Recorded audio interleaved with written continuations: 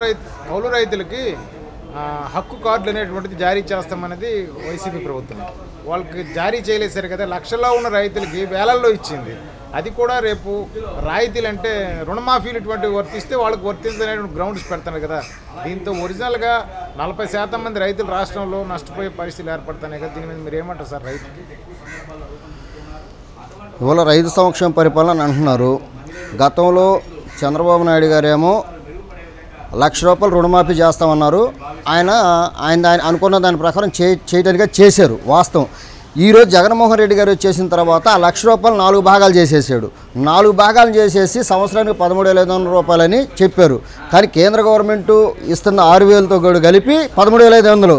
కానీ ఈయన ఇచ్చింది కేవలం 7,500. అంటే చంద్రబాబు నాయుడు గారు దాని ప్రకారం చూసుకున్నప్పుడు ఆయన సంవత్సరానికి 8,000 వేసుకున్నా కానీ దగ్గర ₹1,00,000 ఇచ్చినట్లు లెక్క. కానీ ఈయన వచ్చిన తర్వాత ఏంటంటే ఇంకా దగ్గోసేసేసి ప్రజల్ని ఒక మాయలేకి నెట్టేశారన్నమాట. ఇప్పుడు ఈ కౌలు రైతులను ఆదుకుంటామన్నా లేకపోతే నష్టపరిహారం చెల్లిస్తామన్నా కానీ ఇవన్నీ బోగస్ మాటలు.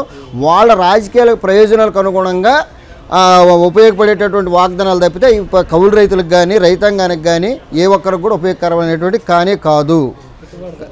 అదేవిధంగా మేము ధరల స్థిరీకరణ బోర్డును ఒకటి ఏర్పాటు చేస్తాము, మేము దాని ద్వారా రైతులను ఆదుకుంటామని అన్నారు. మరి 5 సంవత్సరాలు గడుస్తుంది. 5 సంవత్సరాల కాలంలో ఎన్నో వరదలు వచ్చినాయి, ఎన్నో నష్టాలు జరిగినాయి. ఆ నష్టపరిహారాలు చెల్లించపోగా ఆ ₹3,000 కోట్ల ధరల స్థిరీకరణ బోర్డుని ఈరోజు కూడా ఏర్పాటు చేయలేని పరిస్థితి.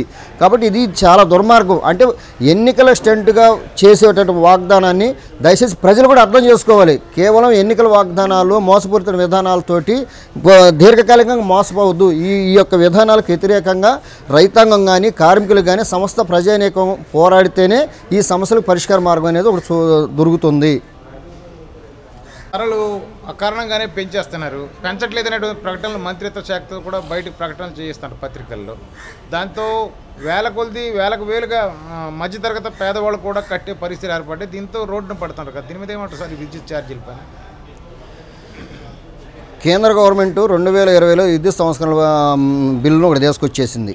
ఆ మూమెంట్లోనే వ్యవసాయ రంగంలో నల్ల చట్టాలను కూడా తీసుకొచ్చింది. ఆ 2 చట్టాలకు వ్యతిరేకంగా దేశవ్యాప్తంగా పెద్ద ఎత్తున ఉద్యమం జరిగిన దాని ఫలితంగా ఆ 2 చట్టాలను తాత్కాలికంగా పార్లమెంట్లో బిల్లును పెట్టారు కానీ మళ్ళీ వెనక్కి తీసుకున్నారు. అయితే ఈ నవరత్నాల పేరుతోటి ఏదైతే జగన్మోహన్ రెడ్డికి గొప్పగా చెప్పుకుంటున్నాడు, ఈ నవరత్నాల పేరుతోటి ప్రతి ఒక్క దాని మీద ట్యాక్స్ చేస్తున్నాడు, ప్రతి ఒక్క దాని మీద పన్ను విధిస్తున్నారు. ఇప్పుడు చెత్త పన్ను అయితే, ఇంటి పన్ను అయితే, నీటి పన్ను అయితే ప్రతి దాని మీద ఎట్లయితే వేస్తున్నాడు. విద్యుత్ బిల్లులు కూడా మీద కూడా ఇప్పుడు దగ్గర ఆయన వచ్చిన 5-6 సంవత్సరాల కాలంలో 7-8 సార్లు పైన విద్యుత్ బిల్లులు పెరిగినాయి. కానీ అది ఎవరికి అర్థం కాని పరిస్థితి. ఎందుకంటే మేము ప్రత్యక్షంగా ఆఫీసులో గతంలో బిల్లులకి ఈ బిల్లుకి మేము ఒకసారి పరిశీలించుకుంటే చాలా తేడా ఉంటుంది. గతంలో ₹500 ఇస్తే ఈరోజు ₹2,000 వస్తుంది. అంటే ₹1,500 డిఫరెన్స్ ఉంది. అంటే ఒక సామాన్య కుటుంబాలలోనే అట్లా ఉంటే ఇంకా ఉన్నతమైన కుటుంబాల్లో లేకపోతే పెద్ద పెద్ద పరిశ్రమల్లోనో లేకపోతే ఇంకా ఇతర సెక్టార్లో ఉన్నటువంటి వాళ్ళ యొక్క పరిస్థితి ఏ విధంగా ఉంటుందో మనం అర్థం చేసుకోవచ్చు. కాబట్టి ఇదంతా కూడా విద్యుత్ సంస్కరణల బిల్లులో భాగంగానే ఈరోజు జగన్మోహన్ రెడ్డి గారు ఆ నవరత్నాలని ఇంప్లిమెంటేషన్ చేయడం కోసం, ఆ నవరత్నాలను మేము ఎట్లా సక్రమంగా అమలు చేసామో చెప్పుకోవడం కోసం ఒక్కొక్క దాని మీద ఈ రకమైనటువంటి బిల్లులు ప్రవేశపెడుతున్నారు. దానిలో ఇప్పుడు పెట్రోల్ డీజిల్ ధరలకు సంబంధించిన దాంట్లో కూడా 25% మనకు రావాలి. కానీ దాన్ని కూడా ఈరోజు అడగలేని పరిస్థితిలో ఉన్నాడు. ఆ 25% కూడా ఇక్కడ మన ఆంధ్ర రాష్ట్రంలో ఉన్న ప్రజల నుంచి ఈయన వసూలు చేస్తున్న పరిస్థితి ఈరోజు ఉంది. ఒక విద్యుత్ సంస్కరణ బిల్లులు విద్యుత్తులో రంగంలో బిల్లులే కాదు, అన్ని రకాలుగా ఇందాక మనం చెప్పుకున్న వాళ్ళకి చెత్త పన్ను అయితే, నీటి పన్ను అయితే, కరెంటు బిల్లులు అయితే, ఇతర నిత్యావసర వస్తువుల ధరలు అయితే, పెట్రోల్ డీజిల్ ధరలు అయితే మొత్తం విపరీతమైనటువంటి రేట్లు పెంచేసి సామాన్య ప్రజలు బ్రతకలేని పరిస్థితులకి ఈరోజు ఆంధ్ర రాష్ట్రం తీసుకొచ్చిన పరిస్థితి మనం చూస్తున్నాం. కాబట్టి ఇదంతా కూడా ఈ నవరత్నాలు అనేటటువంటిది అది ప్రజలను మోసపూరితంగా చేసే విధానాలు తప్పితే మామూలు విషయం కాదు. ఆంధ్రప్రదేశ్లో వైఎస్ఆర్ పార్టీ వచ్చిన తర్వాత భవన నిర్మాణ కార్మికులు పనులు లేకుండా రోడ్డున పడిన పరిస్థితి నెలకొంది. ఇసుక అనేటువంటిది పేరుతో మాఫియాగా తయారైపోయింది. బంగారం కంటే అధిక ధరలుగా ఇసుకను కొలవడంతోనే ఇలాంటి దుస్థితి ఏర్పడింది అంటారు. అసలు ఎందుకు ఈ సిండికేట్ నెల వ్యవహరించింది? దీని మీద వీళ్ళ పరిస్థితులు ఏంటి? అసలు రోడ్డును తిరుగుతున్నటువంటి కార్మికుల పరిస్థితి ఏమనుకోవచ్చు? ఏమంటారు సార్ దీనిపై మీరు వైజాగ్లో? గత ప్రభుత్వాల విధానాల యొక్క వ్యతిరేకిస్తూ అధికారంలోకి వచ్చినటువంటి జగన్మోహన్ రెడ్డి గారు మొత్తం ఒక కక్షపూరితమైనటువంటి విధానాలను అవలంబిస్తూ మొత్తం ప్రతిపక్షాల యొక్క గొంతు నొక్కేసే విధంగా ఈరోజు పరిపాలన కొనసాగిస్తున్న పరిస్థితి మనం అందరం చూస్తూ ఉన్నాం.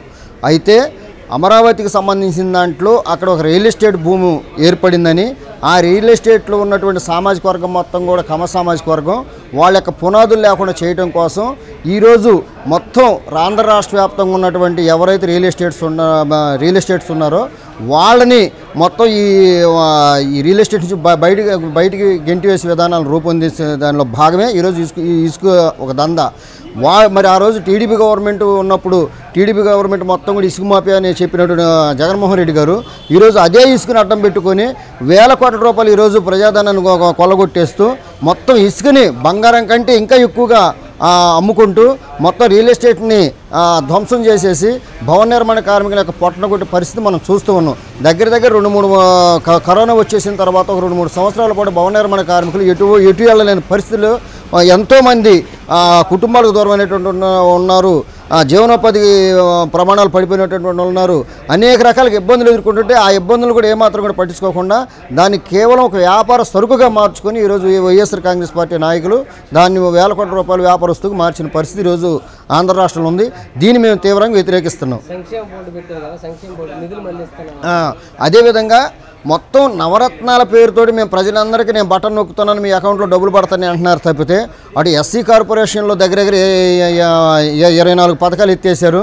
అదేవిధంగా కార్మికులు 1996లో పోరాడి సాధించుకున్న సంక్షేమ బోర్డు ఏదైతే ఉందో ఆ సంక్షేమ బోర్డును పూర్తిగా దానికి కేటాయించిన నిధులు మొత్తం దారి మళ్లించేసి మొత్తం కార్మికులకు చనిపోయినటువంటి వాళ్ళకి ఎటువంటి ఉపాధి అవకాశాలు లేకుండా వాళ్ళ కుటుంబాలను కూడా ఆదుకోలేకుండా ఆ సంక్షేమ బోర్డులో ఉన్న నిధులు మొత్తం కూడా పక్కదారి పట్టేసిన పరిస్థితి ఈరోజు గవర్నమెంట్ చేసుకొస్తుంది. దాని ఫలితంగా భవన నిర్మాణ కార్మికులు పోరాడే దానికి ఫలితం లేకుండా దక్కకుండా పోయింది. కాబట్టి ఈ విధానాలు మేము తీవ్రంగా వ్యతిరేకిస్తున్నాము.